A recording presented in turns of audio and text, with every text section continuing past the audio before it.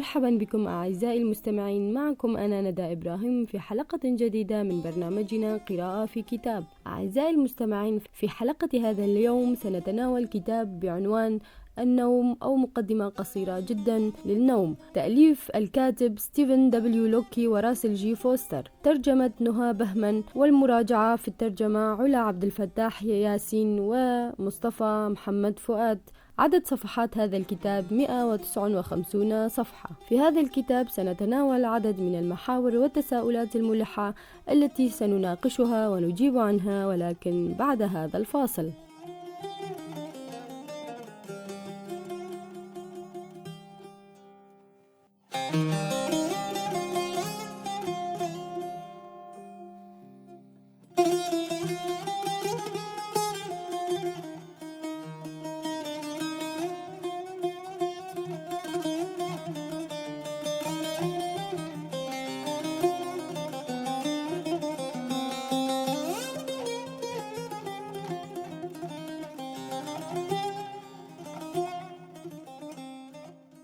بداية يطرح الكاتب تساؤلا يقول فيه: كيف يتم النوم وكيف يتم تنظيمه؟ فيقول: باستطاعتنا فهم الكثير من الأمور حول ما يحدث لكل من الدماغ والجسد خلال النوم، حتى ولو لم نكن على يقين من الوظيفة الفعلية للنوم. وفي حين أنه يمكن تعريف النوم على أساس من التغيرات السلوكية، فإن القدرة على قياس أنماط النشاط الكهربائي للدماغ هي التي قدمت تعريف النوم عند البشر وغيرهم من الثدييات. يقول الكاتب: هناك نوعان مختلفان من النوم: نوم حركة العين السريعة ونوم حركة العين غير السريعة، وهما اللذان يتناوبان لتشكيل دورة نوم حركة العين غير السريعة، وهو نوم حركة العين السريعة كل 90 إلى 100 دقيقة تقريبا، وثمة 4 إلى 5 دورات للنوم في كل ليلة، وذلك اعتمادا على مدة النوم نفسها. هذا ويطلق على تصور فترة النوم بأسرها مصطلح هيبنوغرام، وهو عبارة عن رسم بياني لدورة النوم كاملة، حيث أن المرحلة الأولى من نوم حركة العين غير السريعة تتميز بوجود موجات ثيتا، ويشار إلى هذا أيضا بالنعاس أو نوم الوسن، وقد تحدث ارتعاشة الأطراف واختلاجها بصورة مفاجئة خلال هذه المرحلة. أما المرحلة الثانية من نوم حركة العين غير السريعة فتتميز بظهور موجات نشاط قصيرة يطلق عليها مغازل النوم، وموجات ذات سعة عالية وترددات منخفضة تعرف بمعقدات كيه. وكما يوضح التخطيط الكهربائي للعضلات، ينخفض النشاط العضلي بينما يخبو الإدراك الواعي للمحيط الخارجي، وعادة ما يطلق على المرحلتين الثالثة والرابعة لنوم حركة العين غير السريعة النوم العميق أو النوم البطيء الموجات. وتتميز تلك المرحلة من النوم بوجود موجات دلتا. كما تظهر حالات الخطل النومي أو اضطرابات النوم في تلك المرحلة، متمثلة في الإصابة برهاب الليل والتبول اللا إرادي والسير والتحدث أثناء النوم. هذا وترتبط الفترة الزمنية المنقضية في النوم البطيء الموجات بمقدار الحرمان المسبق من النوم. وخلال نوم حركة العين السريعة تتطابق أنماط موجات بيتا التي يظهرها التخطيط الكهربائي للدماغ تقريبا مع الأنماط التي تظهر عند شخص في حالة من اليقظة التامة. ولهذا السبب عادة ما يطلق على نوم حركة العين السريعة النوم المتناقض.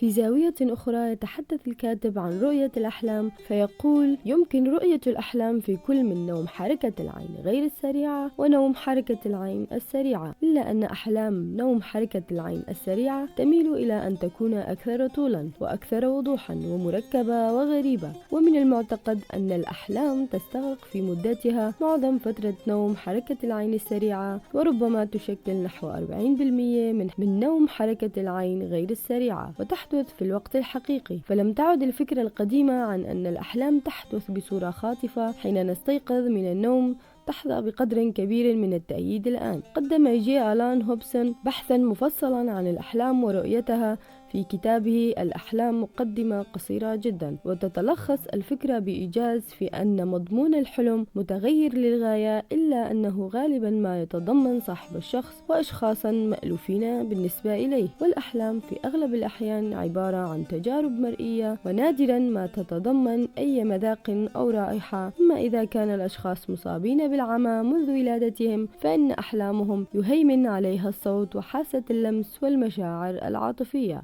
وبالنسبة إلى هؤلاء الذين فقدوا البصر في طفولتهم في عمر 7 إلى 8 سنوات فإن التجارب المرئية هي التي تهيمن على أحلامهم. وفي كثير من الأحيان تكون الأحلام غريبة للغاية، لكنها في الأساس عادة ما تنبع من التجارب التي نمر بها. وتفيد إحدى النظريات القائمة أن الحلم هو ناتج ثانوي لمعالجة المعلومات وتقوية الذاكرة.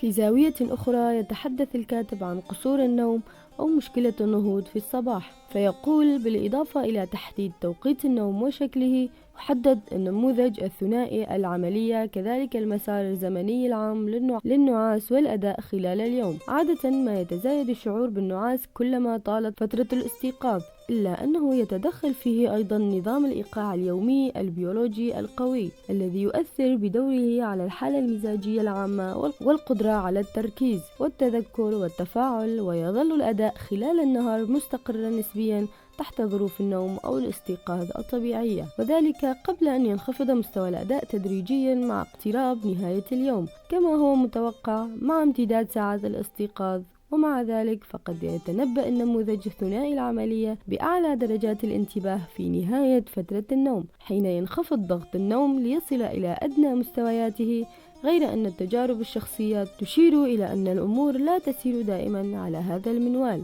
وأن هناك عملية ثالثة توضح شعورنا بالترنح عند الاستيقاظ من النوم أو ما يعرف بقصور النوم أو العملية W. في واقع الأمر قد يستغرق الوصول إلى اليقظة التامة بضع ساعات، وتكون الدقائق التالية للاستيقاظ مباشرة هي الأكثر صعوبة، وتتفاعل عملية قصور النوم كذلك مع كل من العملية C والعملية S، وحينئذ يتفاقم الوضع ويصبح أكثر سوءا ويمتد لفترة أطول عند الاستيقاظ في التوقيت الخاطئ من النظام اليومي، إما في منتصف الليل وإما من النوم العميق.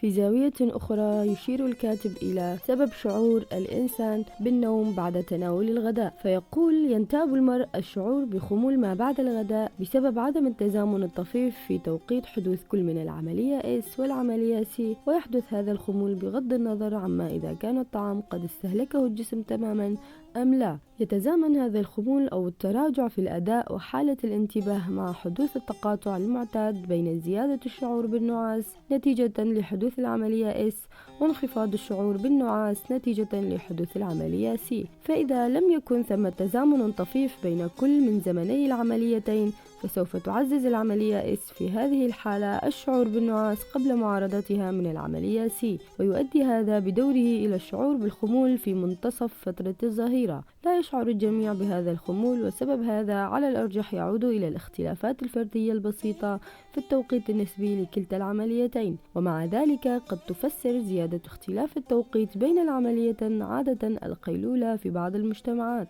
حيث تؤدي فترات النوم القصيرة والمتأخرة ليلا إلى قدر أعلى من ضغط النوم خلال النهار الذي لا يمكن مجابهته من قبل نظام الإيقاع اليومي أثناء النعاس، الذي تأخر نفسه بسبب التعرض للضوء الاصطناعي في المساء، مما يسهل من أخذ إغفاء طويلة أثناء فترة ما بعد الظهيرة.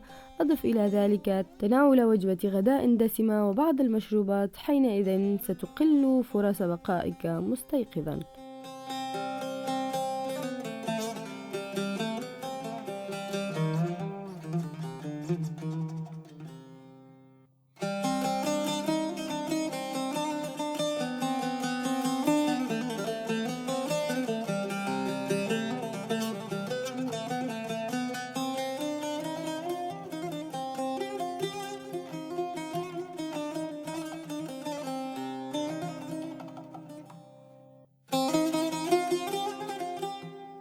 في زاوية أخرى يتحدث الكاتب عن هرمون دراكولا أو الميلاتونين والنوم وكيفية تأثيره على حدوث النوم، فيقول: تعتبر خلايا الشبكية العقدية الحساسة للضوء مسؤولة عن تنبيه الجسم عند رؤية الضوء، ولكن كيف يعرف الجسم بحلول الظلام؟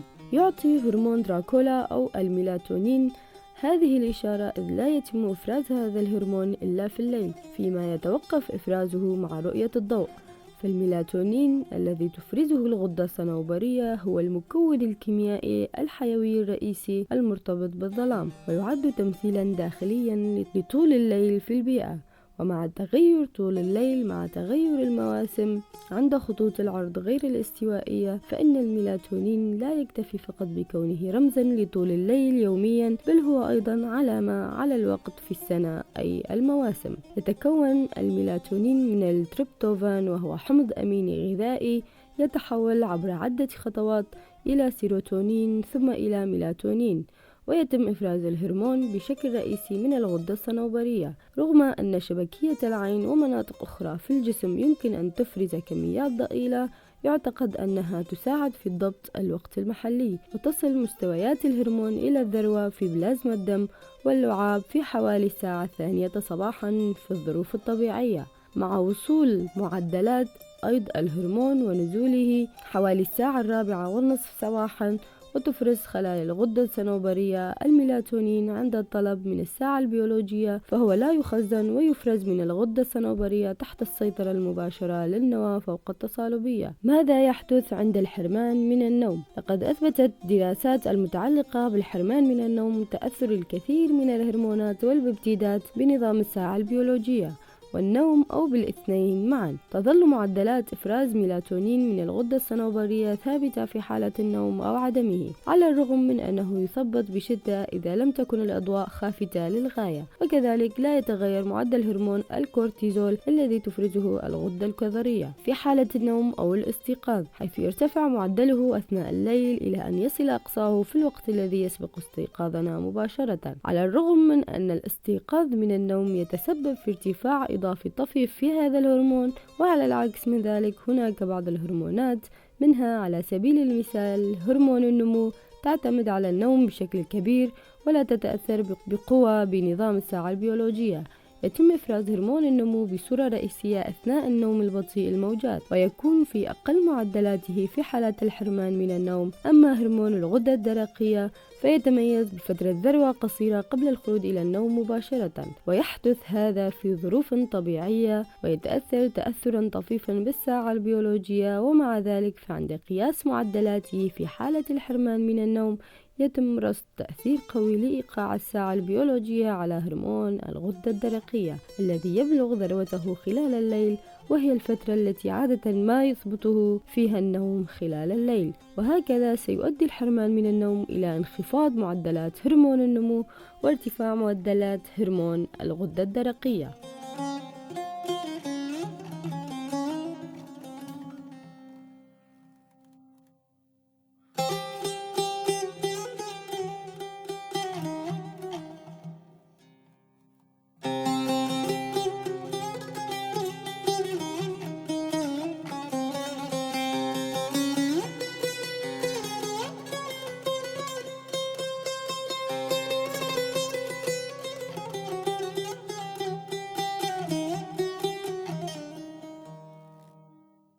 في زاوية أخرى يتحدث الكاتب عن كفاءة الدماغ وكيفية تأثير النوم على الذاكرة وتعزيزها وتعزيز القدرة على التعلم، فيقول: تشير الأدلة المستنتجة من الدراسات التي أجريت على البشر والحيوانات إلى وجود رابط قوي بين النوم وما أطلق عليه معالجة الذاكرة القائمة على النوم. اتضح في العديد من الدراسات التي أجريت على الحيوانات أن الحرمان من النوم بعد تعلم مهام جديدة يؤدي إلى تدهور الأداء في الاختبارات اللاحقة. ولدى البشر اتضح أن التعليم الإجرائي والتعليم التقريري بل حتى رفع مستوى الاستبصار، وهي العملية الخاصة بإعادة الهيكلية العقلية في الدماغ التي تؤدي إلى الاكتساب المفاجئ للقدرة على الفهم أو اكتساب المعرفة الواضحة، هي أمور تعتمد جميعها على النوم، وترتفع معدلات اكتساب هذا الاستبصار بنسبة 3 أضعاف إذا ما أتيح للفرد الخلود إلى النوم. وهناك بعض المهام التي يتعذر تعلمها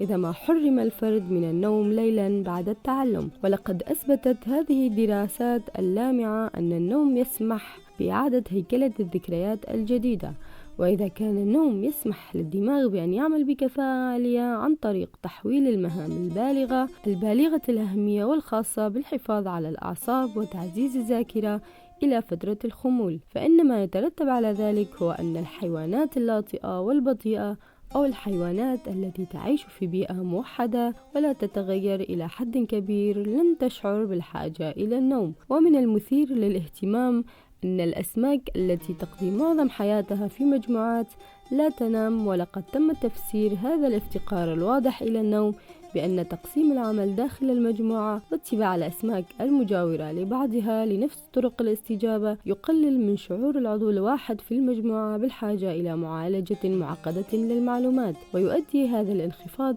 في المعالجة الحسية في بيئة تتسم أساسا بالبساطة الشديدة إلى تلاشي الشعور بالحاجة إلى النوم. بشكل عام هناك الكثير من الأدلة التي تدعم فكرة أهمية النوم لمعالجة الذكريات القصيرة المدى والمكتسبة مؤخرا، وتقوية الذكريات الطويلة المدى من خلال التغيرات في اللدنة العصبية وتعزيز الدوائر العصبية. في الوقت الذي يضعف فيه الحرمان من النوم من الإدراك والذاكرة والانتباه، اتضح أن النوم يعزز بشكل ملحوظ القدرة على التفكير النقدي وحل المشكلات، فقد تم ربط النوم بالمعالجة الأساسية للأعصاب داخل القشرة الدماغية العليا، وعلى وجه التحديد تعزيز الروابط بين الأعصاب وتجذيب تلك الروابط ليسمح فقط لأهم تلك الروابط بالبقاء عند الاستيقاظ.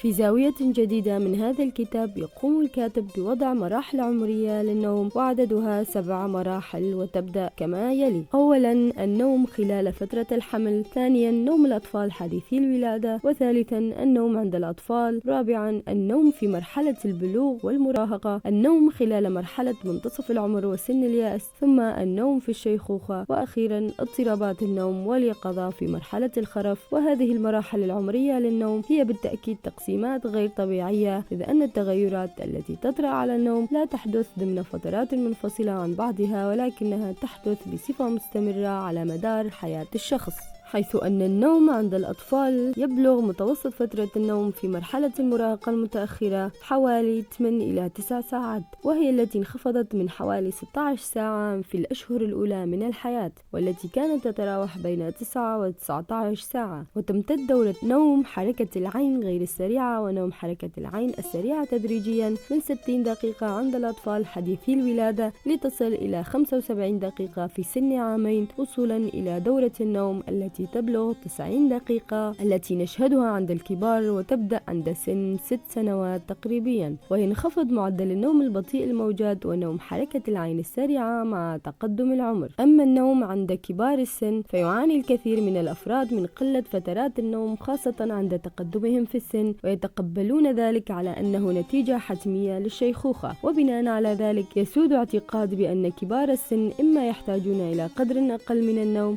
أو غير قادرين على الحصول على قدر كاف من النوم. ومع ذلك ففي حالات الشيخوخة الصحية ليس من الضروري حدوث تضرر للنوم بقدر كبير، على الرغم من وقوع بعض التغييرات بالفعل. تتزايد سيطرة العديد من الحالات الطبية والنفسية التي تؤثر في النوم مع تقدم العمر، كما يتزايد أيضا استخدام الأدوية، كما ترتبط مخاطر بعض اضطرابات النوم أيضا بالتقدم في العمر. تنخفض القدرة على تعزيز كل من النوم والاستيقاظ مع تقدم العمر، ويصبح النوم أكثر تقطعا، وتزداد احتمالية الإغفاءات أثناء اليوم، حيث يحتاج الأشخاص الأكبر سنا فترات أطول للخلود إلى النوم. وهناك انخفاض في عمق النوم يصاحبه أيضا انخفاض في النوم البطيء الموجود ونوم حركة العين السريعة، وزيادة في نوم المرحلة الأولى والثانية. تتكرر مرات الاستيقاظ أيضا، مما يؤدي إلى تقليل فترة النوم وكفاءته. وبشكل عام يستمر توقيت النوم في تقدم، ويعتبر كبار السن أنفسهم من الفئات النهارية،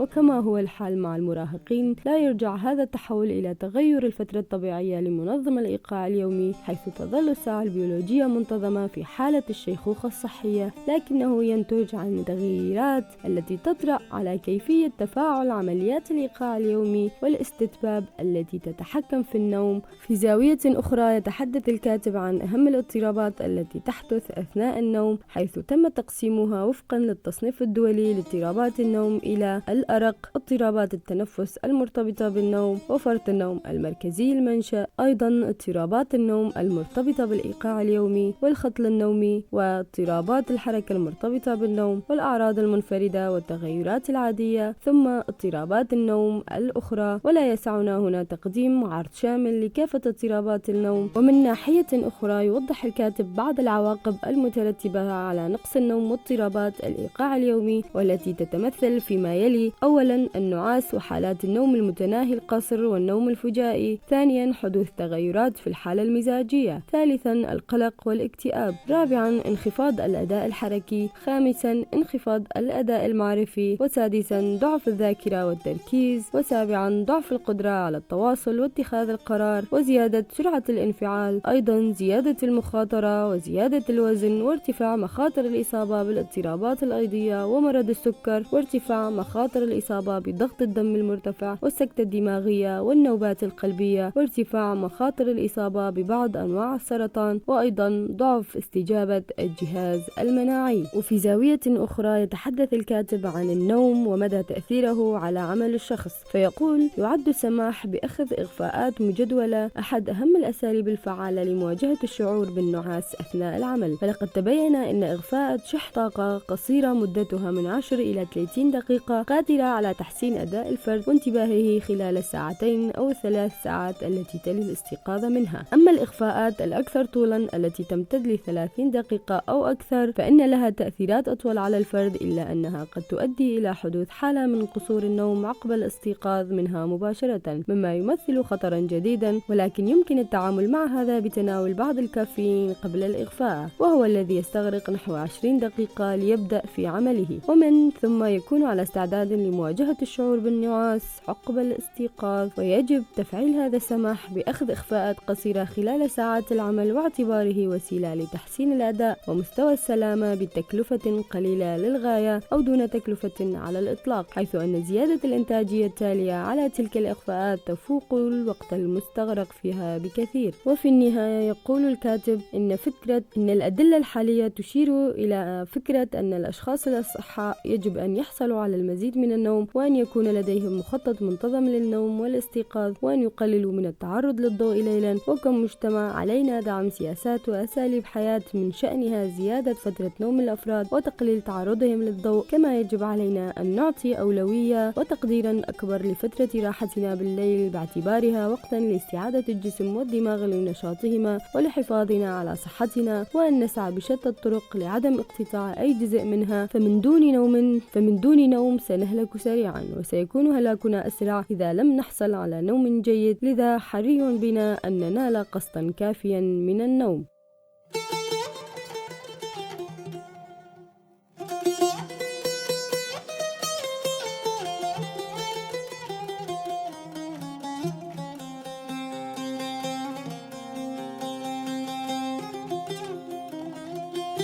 أعزائي المستمعين، وصلنا إلى ختام حلقتنا لهذا اليوم من برنامجنا قراءة في كتاب، على أمل اللقاء بكم في حلقة جديدة، وأشكركم على حسن الاستماع.